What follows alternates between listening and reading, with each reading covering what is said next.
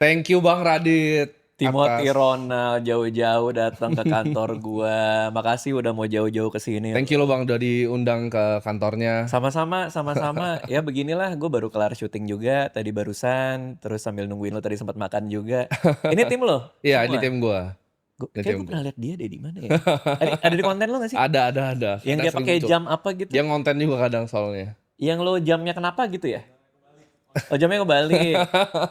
Ini baru semua nih. Ini udah lama semua mereka sama gua udah lama banget. Yang di Ronald Capital itu. Dari zaman Ternak Uang dulu udah lama banget Oh editor-editor iya. gua. Iya. Udah Senang deh ketemu bertahun-tahun. lo lagi setelah bertahun-tahun. Iya. Banyak yang berubah ya dalam hidup Banyak lo ya. banyak yang berubah. 7 tahun kayaknya kita 7 tahun ketemu. ya. Iya. Terakhir itu 1M kan. Masih kecil gue itu. Kayak lah 18 tahun ya waktu itu ya. Gak Masih tahu deh, kecil kayak ya. segitu. 18 Sekarang udah tahun. triliun lo. Waduh. Timothy Ronald. Jadi kali ini Ayo. mungkin Bang Radit itu udah pernah keluarin sisi, gue sempat lihat beberapa juga kan, sisi dari personal finance dan investingnya. Kalau misalnya sisi komedian mungkin udah banyak banget dibahas, dari Heeh. segi mungkin bisnis kreatif juga banyak dibahas. Tapi kali ini gue pengen lebih bahas tentang investment Bang, Boleh dan aja. personal finance. Kapan ibaratnya Bang Radit kan pernah cerita waktu itu di salah satu konten, dan waktu pas ketemu gue Bang Radit Hmm. pernah bilang bahwa Bang Radit itu di brainwash waktu kuliah. Heeh. Jadi tentang personal finance, jadi ada mindset untuk nabung terus untuk punya yang namanya dana pensiun ini. Oh iya, jadi gue kan dulu kuliah finance. Di kuliah finance itu banyak prinsip-prinsip yang gue dapetin melalui dosen-dosen gue. Eh, Aneh banget kalau pas gue kuliah dulu, kan gue kuliah di luar ya. Itu kelasnya satu lecture sama satu apa dua tutorial. Jadi ada satu lecture gede gitu. Lecture gede gue datang, dosen yang ngajarin, sama itu ada kelas yang kecil-kecil. Nah, jadi kita jarang ketemu dosennya, jadi cuma di kelas lecture itu. Tapi setiap omongan dosen gue pas gue kuliah dulu, itu banyak yang nempel di gue. Salah satunya konsep opportunity cost, yang gara-gara itu gue jadi jarang nongkrong. Jadi gue tuh banyak ke brainwash sama dosen-dosen gue di sana. Konsep group think dari kelas perilaku organisasi, yang kalau tim lo kerjaannya cuman bilang bagus doang, itu artinya ada yang tidak beres di tim. Itu nempel sampai hari ini, gue aplikasikan ke kantor gue. Jadi orang harus ngekritik terus terhadap apa yang gue lakuin. Termasuk salah satunya adalah konsep future value of money tadi gitu, bahwa semakin lama tergerus inflasi, apa yang kita taruh di investment itu bisa berlipat ganda di masa depan. Ya lumayan sih, termasuk salah satunya itu yang gue ke brainwash. Kapan Bang Radit sadar bahwa uang ini bisa jadi alat untuk kebebasan dengan tadi punya future value tadi gitu loh. Dengan konsepnya kan belajar bahwa uang di masa sekarang ini lebih berharga sebenarnya kan dibanding di Iya, masa iya, depan. iya, iya. Kapan Bang Radit sadar bahwa oh ini uang tuh bisa buat freedom loh gitu. Kapan untuk jadi freedom ya? Mengaitkan uang ke freedom itu terus terang udah cukup jauh perjalanannya di hidup gua. Jadi untuk sampai gua ngaitin bahwa gua perlu punya dana pensiun untuk bisa bebas, itu agak jauh tuh dari gua kuliah. Tapi dikit-dikit udah kena tuh bahwa kalau gua nggak invest gua rugi. Jadi pegangan itu dulu. Kalau gua nggak invest gua rugi. Oke, berarti gua harus belajar investasi. Dari situ pelan-pelan tuh bahwa investasi itu buat apa, alokasinya kemana. Baru akhirnya ketemu bahwa untuk bisa mendapatkan kebebasan di masa tua nanti kita harus punya dana pensiun. Jadi cukup panjang. Kalau pertanyaan lo kapan, mungkin tepat sebelum gue ngeluarin buku kali ya, umur 21 itu kali ya. Umur 21 udah Iya, itu mulai. bahwa gue harus punya dana pensiun itu tuh di umur-umur segitu tuh. Gue tuanya susah itu di umur segitu. Oke. Karena kan gue seniman ya bro. Dan banyak orang kiri kanan gue yang bilang seniman itu gimana kalau udah nggak bisa ngeluarin karya seni lagi. Zaman dulu kan nggak kayak sekarang, di mana seniman itu bisa tampil di mana-mana dan punya revenue stream yang beda-beda kan. Ya dulu kan kita ngeluarin karya itu dibeli. Opsi buat karya itu dibeli terus ada revenue stream lain, kita tampil di sosmed, kita ada membership, kita ada apa segala macam, itu kan nggak belum kebayang gitu. Jadi pikiran gue cuma satu, gue kalau seniman menulis buku gue udah nggak laku kayak gimana. Nah itu ketakutan. Jadi semua berawal dari rasa takut gue terhadap masa tua gue. Oke. Tapi kan ini sangat profound ibaratnya seorang seniman untuk berpikir seperti itu. Ini kan mirip seperti Norway punya minyak, Kalau dia pikir minyaknya ini akan habis, dia bikin fun gitu kan. Sebenarnya Ya. mirip. Cuman kan nggak banyak nih Bang. Ibaratnya bahkan pengusaha tuh banyak yang nggak kesini yang gua Oh ya lihat. emang ya? Iya, banyak kan pengusaha misal dia invest terus di bisnis sampai akhirnya bisnisnya bangkrut terus tuanya biasanya susah. Patternnya kan banyak yang begitu bahkan. Ini ada aspek lain yang gue mungkin jarang cerita juga ya. Gue itu penggemar filsafat. Gue suka banget filsafat. Gue suka mempertanyakan hidup. Hidup itu kita harus ngapain, kenapa gue begini, kenapa gue begitu, itu gue suka bertanya-tanya.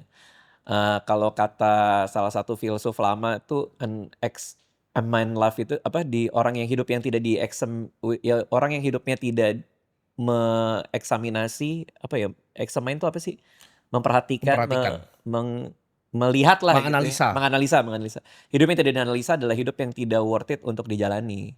Jadi gue suka menganalisa begitu banyak hal, mempertanyakan banyak hal sehingga gue mulai bertanya-tanya sampai berapa lama gue bisa punya karir menulis. Tuanya gue nanti kayak gimana? Apakah gue akan baik-baik saja ketika masa tua nanti? Nah, Ya. karena biasa bertanya itu bro, makanya lahirlah ketakutan-ketakutan itu. Mungkin orang-orang lain di luar sana nggak punya habit bertanya-tanya itu. Nggak punya habit yang mungkin kata lo ada pengusaha lo kenal. Mungkin nggak punya habit untuk bertanya aja gitu. Oke. Mungkin pengusaha yang lo kenal punya banyak kegiatan. Oke. Gua kegiatan gue kan sedikit. Jadi gue kebiasaan ngelamun, bengong. Karena kebiasaan ngelamun dan bengong itu, pikiran wander around, ngawang-ngawang segala macam. Muncullah pertanyaan-pertanyaan soal masa tua apa segala macam. Baru ketakutan, menjawab ketakutan itu ya harus ngumpulin dana pensiun gitu. Nah, itu kan sebenarnya partnernya Buffett yaitu Munger selalu bilang bahwa hal yang dilakukan adalah selalu sitting dan think kan, selalu Iya, duduk dan berpikir. Bang Radit kan suka berpikir waktu itu. Nah, gue pernah dengar konsep yang Bang Radit cerita waktu itu. Ini udah lumayan lama tentang minimalisme. ya, Di mana Bang Radit itu minimalisme kan bukan berarti kita pelit gitu kan, tapi bukan. kita buy something yang meaningful. Nah itu dapat mindsetnya dari mana? Ketika kita mau beli barang nih bukan untuk impress orang lain, hanya untuk diri kita sendiri. Itu Hmm. pertama belajar konsepnya di mana Bang? Pertanyaan-pertanyaan lu tuh membuat gue mikir juga sih. Karena kapan ya? Gue tuh bener-bener mengembrace minimalismenya itu tuh mungkin di umur-umur yang nggak terlalu muda sih sebenarnya untuk benar-benar fully embrace. Tapi dulu itu gue selalu dikasih tahu sama orang tua gue untuk tidak pernah menakar sesuatu dari uang. Kayak temen, gue kan hidupnya privilege banget bro. Orang tua gue berkecupan lah, sehingga hidup gue berkecukupan juga. Cuman teman-teman gue kayak misalnya ada tukang AC main ke rumah, gue kenalan sama anaknya, gue nginep di rumah anak tukang AC di yang kebetulan juga tetangga, maksudnya masih ada kompleks sebelah rumah gue. Diajak jalan-jalan sama orang tuanya beli baju di Blok M bro. Waktu itu dibeliin baju gue di sana. Jadi artinya keluarga gue tuh selalu bilang bahwa uang itu bukan tanda bahwa kita harus merasa lebih baik dari orang lain. Uang itu bukan berarti lo harus milih, lo harus temenan sama yang punya uang juga segala macam. Jadi itu dilepas ke predikat-predikat diri kita. Itu yang orang tua gue kasih tahu ke gue, yang which is sama gue jalanin hingga hari ini. Nah hubungannya sama minimalisme adalah ketika gue sudah terbiasa tidak membuat apa yang gue punya atau yang gue pakai atau yang gue miliki itu terkait dengan harga diri gue, maka lebih gampang gue untuk membeli barang yang hanya untuk diri gue. Ngerti gak sih? Oke, Maksud ngerti. gue Paham. alur berpikirnya gitu. Nah, baru gue menemukan dokumenter soal minimalisme yang ada di Netflix itu. Baru gue melihat banyak orang bahas soal minimalisme gitu. Nah, dari situ mungkin baru gue fully embrace.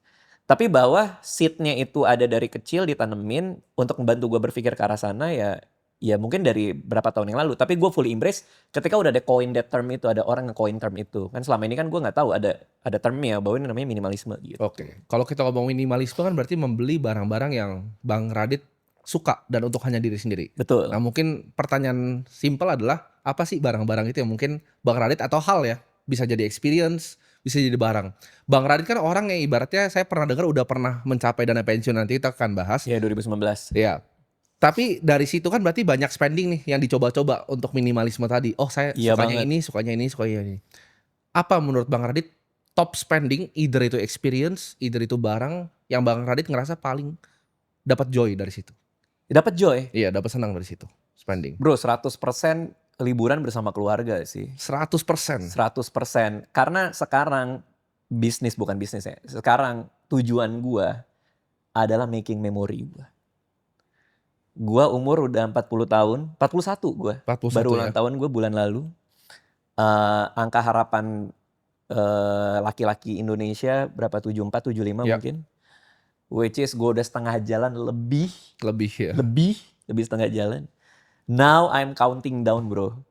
Gue udah ngitung mundur sekarang. Tinggal 200-an bulan tuh berarti ya. Yang gak usah dihitung banget. Gak usah banget dihitung sih. Cuman kalau lu di umur lu berapa umur sekarang? 25, gue udah hitung juga 600 bulan. Anjir, 25 lagi. 25 itu di umur lu tuh gue masih mikirnya maju. Artinya, tahun depan gue 27, tahun depan gue 28 nih ada excitement baru apa lagi yang bisa gue dapetin dalam hidup. Sekarang gue udah mundur, kayak misalnya berapa sisanya.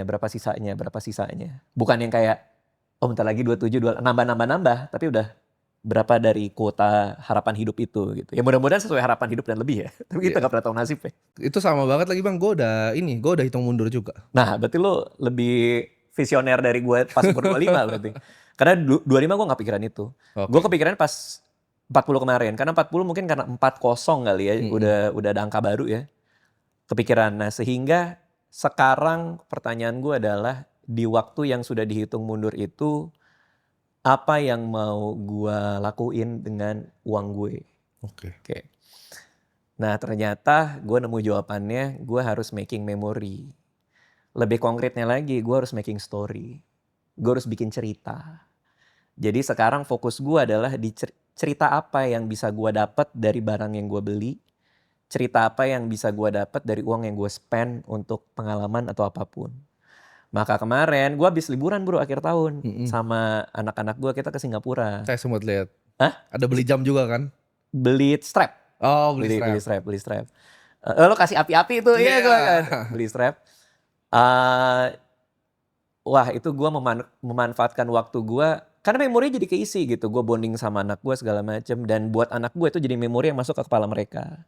Gue mau suatu hari kalau gue udah meninggal dunia, mereka bisa cerita bahwa dulu sempat liburan sama papa kesini, papa pernah kayak gini segala macam. Begitupun juga istri gue bisa punya memori soal gue. Jadi sekarang gue in business of making memory yang bagus-bagus buat diri gue sih.